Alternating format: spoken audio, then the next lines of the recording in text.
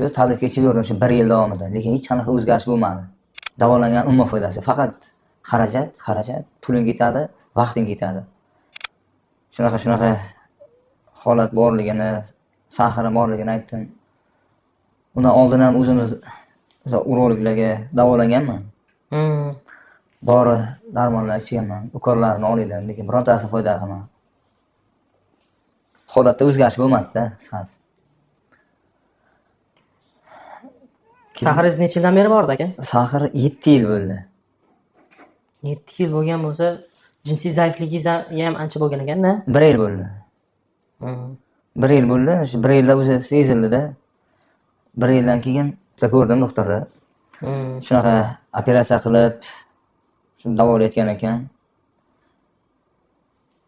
Ko'p kasallarni operatsiya qilganlar ko'rdim. Yaxshi bo'lib ketganman, hammasi yaxshi. Hammasi roziman deyapti-ku doktordan. 1 yil ichida nimalar qildingiz aka? Shu jinsiy zaifligingizni davolash uchun nimalar qilib ko'rdingiz? 1 yil ichida shu 4 ta, 5 ta chasna urologlarga bordim. Tabletka yozib beradi 2 oylik. 2 oy u tabletka yozib bersa uni ichaman, 2 oydan keyin bu urolog tabletka yozib bersa buni ichaman. Shu tabletka ichib yurdim shu 1 yil davomida, lekin hech qanaqa o'zgarish bo'lmadi. Ukollarni ham oldim. Ukolda ham hech qanaqa ta'sir sezmadim. O'shandan keyin ham shu YouTube'dan o'zi ko'rib kuzatib yurardim. Shunday bo'lsa ham endi bu doktor oldida kelish imkoniyatim bo'lmaganligi uchun o'zimizlar doktorlarga davolanib yurardim-da. Ulardan foyda ko'rmadingizmi mana? Yo'q, birontasidan foyda ko'rmadim. Dorilar umuman ta'sir qilmaydi. Endi olib ichadiganlarga men maslahat ham bermayman. Dorilardan umuman foyda yo'q. Foydasi bo'lganda men yaxshi bo'lardim. Chunki o'zim ichganman-da, ichmasam aytmaydim. Er xotinda o'zi past bog'lab turadigan narsa shu-da.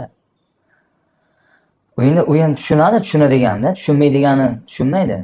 Chunki boshqaga borasan deydi, bilmagani. Bilgani biladi endi holatni. Bilmagani bunaqa qiladi. Endi ayolda ushlab turadigan narsa shu aslida.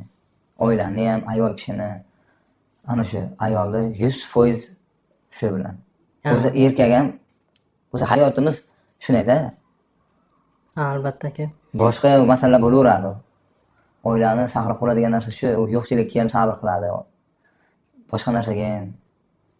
Lekin bunaqa holat bo'lgani uchun o'zim astoydil harakat qildim-da, shu 1 yil davomida bo'ldim. Tez doktorlarga bordim, davolanib ko'rdim. Nima bo'lsa ham yaxshi bo'laman degan maqsadda borib ko'ryapman. Foydasi bo'lmayapti-da. Dorilar, ukollar ta'siri yo'q. Keyin shu mana Shabror aka bilan keldim, gaplashdim. Hozir yaxshi mana. Tushunarli. Aka, shu sizga o'xshab qiynalib yuribdi-yu, lekin rosa ikkilanayotganlar bo'ladi. Mana siz o'zingiz ham to'g'ri qiynalib, ikkilanib yuribsiz-da. Shunaqalarga nima deysiz? Endi bunaqa kasallik bo'lsa, agar kelsin deyman-da, yaxshi doktorga uchrashsin ham demayman. Davolanishda foydasi yo'q. Birinchi o'chratda doktor bo'lmasam ham aytaman, chunki boshidan o'tdi. Davolangan umuman foydasi. Faqat xarajat, puling ketadi, vaqting ketadi. Keyin sog'lik orqaga ketaveradi, tamom. Vaqt ketgandan keyin u hamma oilasi har xilda. Bir xil aytdim, hozir aytganimdek, bir xil ayoli to'g'ri qabul qiladi, bir xildagi noto'g'ri qabul qiladi. Oilani shu saqlaydigan narsa shu. Qolgan narsa emas. Faqat dori-darmon bilan yaxshi bo'lmaydi bu. Buni ichib qo'rqib yurganlar bo'lishi mumkin, lekin kelish kerak. Mana shu doktorda telefon raqamlari bor, Telegramdan bor, YouTube'da ham yozib qo'yibdi. Telefoniga telefon qilsa, ko'p vaqtda o'zi ko'tardi telefonni. Men aka, jinsiy holatingizga penil implant qo'yish operatsiyasini qilishingizga eng katta sabab nima bo'ldi o'zi? Menga eng katta sabab shu jinsiy aloqa bo'lmadi-da o'shada. Boshqa sabab yo'q-da. Jinsiy aloqa bo'lmadi, mana bu jinsiy aloqa bo'lmagandan keyin jinsiy aloqa bo'lib tursa hech kim nima qildirmaydi-ku, dori ichmaydi, implant qo'ydirmaydi. Mana sahri borlarga aslida yaxshi.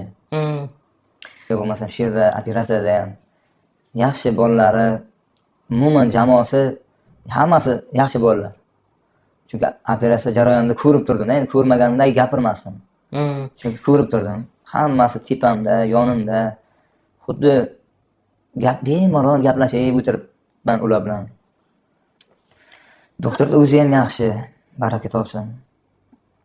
Doktordan hech qanday kamchilik ko'rmadim. Yaxshi, hammasi zo'r. Mana shu kelishingizdan oldin bitta urologga ko'rsatdim tanishimga. Mana shu odamga Abror akaga boraman dedim. U anaqa dedi nima? Bitta emas, ikkita, uchtasi. Bloger dedi. Gapirib o'tavering. Ha.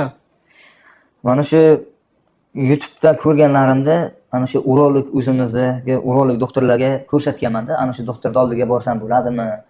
Mana shu urologlarni taniysizmi deganda Toshkentda yo'q men tanimayman degan, lekin ikkita uchtasi ham tanimayman.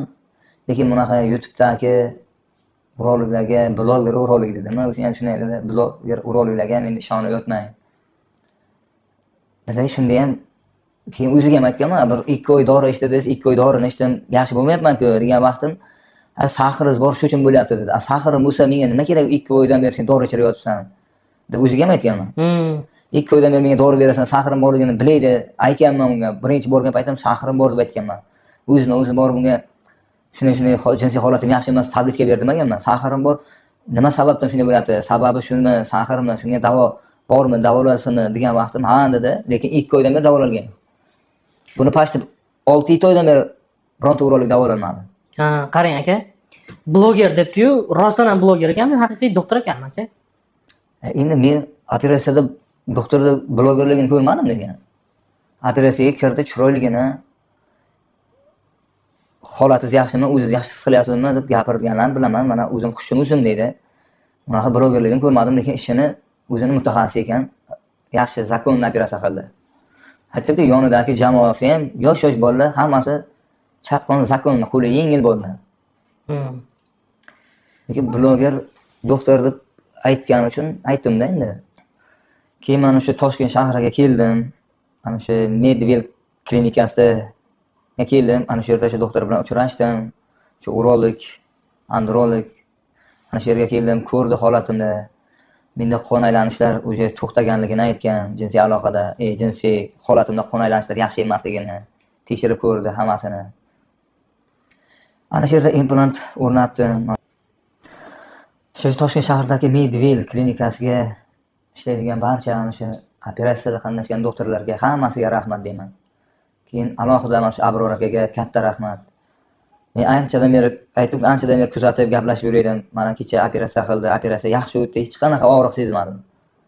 1 gram og'riq sezmadim. Hammasi zo'r bo'ldi. Abror akaga katta rahmat. Hamisha sog' bo'lsin, ishlariga omad tilayman. Shu klinikadagi barcha doktorlarga katta rahmat. Sizga ham rahmat aka. Sog' salomat bo'lib keting. Ko'rmaganday bo'lib keting.